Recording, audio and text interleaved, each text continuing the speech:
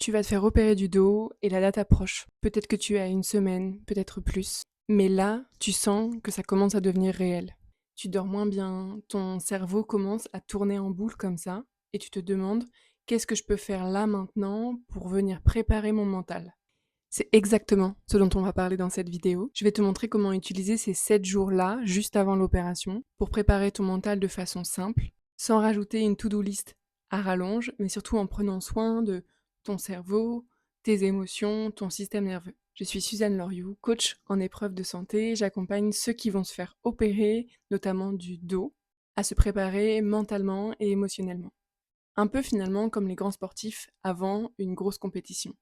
Moins de stress, plus de confiance et surtout des outils concrets pour gérer le jour J.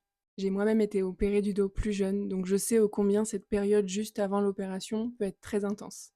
On y va. Juste un mot pour commencer sur cette période à J-7, donc 7 jours avant l'opération, avant le rendez-vous. Souvent, c'est le moment où la date est calée, où les examens sont faits, tu as déjà vu ton chirurgien, mais tu te retrouves un peu seul avec ce qui se passe dans ta tête. Ton entourage peut te dire ça va bien se passer, ne t'inquiète pas, ils savent ce qu'ils font. Mais ça, c'est pas quelque chose qui calme, forcément.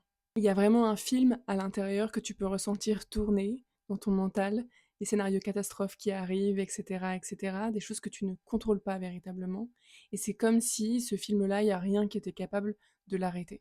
Ce que fait ton cerveau finalement, c'est qu'il est en train d'anticiper. Il est en train d'anticiper un moment très important pour toi, et c'est normal qu'il s'agite comme ça. L'idée, ce n'est pas de le faire taire, mais c'est de lui donner un cadre finalement pendant ces 7 jours. Le premier axe que je voulais vous partager sur ces 7 jours avant l'opération, c'est clarifier ce que tu sais, et surtout ce que tu ne sais pas encore. En fait, il y a une énorme partie de ce stress qui vient du flou que tu ressens autour de cette épreuve qui va arriver autour de cette date. Concrètement, ce que tu vas pouvoir faire, c'est prendre une feuille et faire 3 colonnes. La première colonne est pour ce que j'ai compris de l'opération. La deuxième, ce que je n'ai pas compris, ce qui est encore flou. Et la troisième, ce que je n'ose pas demander. Dans cette première colonne, tu vas noter, on va faire ça, on m'a dit que normalement le but c'est 3 petits points. Et là, tu remplis, tu laisses sortir les choses qui sont très claires pour toi, ce qu'on t'a dit, les informations que tu as en tête. Dans la seconde colonne, tu vas lister pour le coup ce qui n'est pas clair. Je ne comprends pas bien cette partie, je ne sais pas comment ça va se passer pour. Donc tu listes tous ces endroits-là où il y a encore du flou, où tu n'as pas encore toutes les informations. Et dans la troisième et dernière colonne, tu vas noter toutes les questions que tu trouves bêtes, trop, pas importantes, mais qui finalement te stressent quand même. Tu vas voir, rien que de faire ça, ça va sortir beaucoup, beaucoup de choses de ta tête. Et en fait, ce qui est important dans cet exercice-là, c'est que tu vas voir où est le flou, véritablement. Ensuite, tu peux te dire, ah ok, parmi tout ça, qu'est-ce que je peux clarifier par exemple auprès de l'équipe médicale? Peut-être que tu peux appeler un infirmier préopératoire, peut-être que tu peux laisser un message au secrétariat du chirurgien, ou peut-être que quand tu reverras ton chirurgien ou ton anesthésiste par exemple, tu sauras maintenant quelles questions tu as besoin de leur poser. Ce que je veux dire ici, c'est que tu n'as pas besoin d'avoir réponse à tout. Tu peux déjà choisir 2 ou 3 questions importantes à poser pendant la semaine. Ce que ça va faire, c'est que ça va donner un cadre à ton cerveau et c'est exactement de ça dont il a besoin. Le deuxième axe à J-7, c'est ta routine du soir. Tu le vois bien, c'est souvent le soir que le mental s'emballe le plus. Quand il fait noir, quand il n'y a plus de distraction, et que tu te retrouves seul finalement avec tes pensées, c'est exactement là que commence à s'intensifier la rumination. Je vais te proposer une routine très simple, en 3 étapes, que tu peux faire, je dirais, en 3-5 minutes avant de te coucher, et ça, 7 jours avant l'opération. Étape 1, respirer pour apaiser le système nerveux. J'en parle souvent ici, mais la respiration est un outil hyper, hyper, hyper précieux. Donc l'idée, c'est que tu t'installes confortablement sur ton lit, sur une chaise, peu importe. Tu poses une main sur la poitrine et une main sur ton ventre.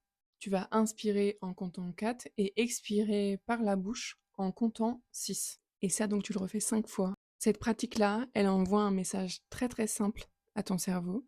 Elle dit, on peut baisser le volume. Tu vas le sentir très très rapidement dans les respirations, ça va vraiment venir décharger cette agitation du mental. Étape 2, il faut venir décharger ce mental, les pensées qui tournent en boucle. Donc pour ça, tu vas prendre un carnet, un papier, peu importe, et tu écris, juste tu écris. Par exemple, ce soir, ma plus grande peur, c'est ça. Et tu laisses sortir, littéralement. Même si c'est irrationnel, même si ça paraît être trop, tu écris. Juste, tu déposes les choses sur le papier. L'idée de cette écriture-là, c'est vraiment que ton mental n'ait pas à tout garder à l'intérieur. Et la troisième étape, l'étape pour clôturer cette routine, on va aller chercher ce qu'on appelle une phrase ressource. Donc là, tu peux aller chercher une phrase même très simple, mais que tu vas te répéter chaque soir. Par exemple, ce soir, je n'ai pas toutes les réponses, mais je fais de mon mieux pour me reposer. Ou une autre, par exemple, demain, je prendrai le temps de m'occuper de ces peurs-là, mais ce soir, je donne à mon corps le droit de souffler un peu. Si tu veux, tu peux même l'écrire à la fin de ta page d'écriture, te le dire à voix basse, ou même te le dire intérieurement. Dis-toi que ce n'est pas une phrase magique, ce n'est pas du déni non plus, mais c'est juste un cadre. C'est un cadre que tu offres à ton cerveau pour la nuit. On continue sur cette lignée avec le mental. Le troisième axe dont je voulais vous parler quand on est à 7 jours avant l'opération, c'est précisément de protéger son mental. De le protéger des scénarios catastrophes qui sont permanents. Je ne vais pas dire je n'ai pas peur, parce que en fait ça serait ridicule, mais littéralement à ton mental, à ton cerveau, tu peux choisir, tu as la main sur ce que tu lui donnes à manger et à penser. Concrètement, tu peux décider que pendant cette semaine, tu ne passes pas tes soirées à lire des témoignages catastrophes sur Internet. Tu limites aussi ton temps sur des forums de santé, par exemple, et tu choisis 1 à 2 sources d'infos sur lesquelles tu peux retrouver des informations qui sont fiables, sur lesquelles tu as confiance, et sur lesquelles surtout tu peux trouver des informations qui répondent aux questions que tu peux avoir. Et ça, tu t'y tiens. Encore une fois, je parle du cadre depuis le début de cette vidéo, mais c'est vraiment ça. Il faut bien que tu comprennes que plus ton cerveau est exposé à des cas un peu extrêmes, plus il va croire que c'est la norme. Et plus ça augmente ton stress pour rien. Donc tu peux véritablement choisir une heure limite. Par exemple, je regarde plus Internet à partir de cette heure-là, ou en tout cas sur ce sujet de l'opération, je ne regarde plus de contenu à partir de cette heure-là. Donc tu peux vraiment décider d'une heure limite à laquelle tu arrêtes. Par exemple, à partir de 20 h, je cherche plus rien au sujet de mon opération.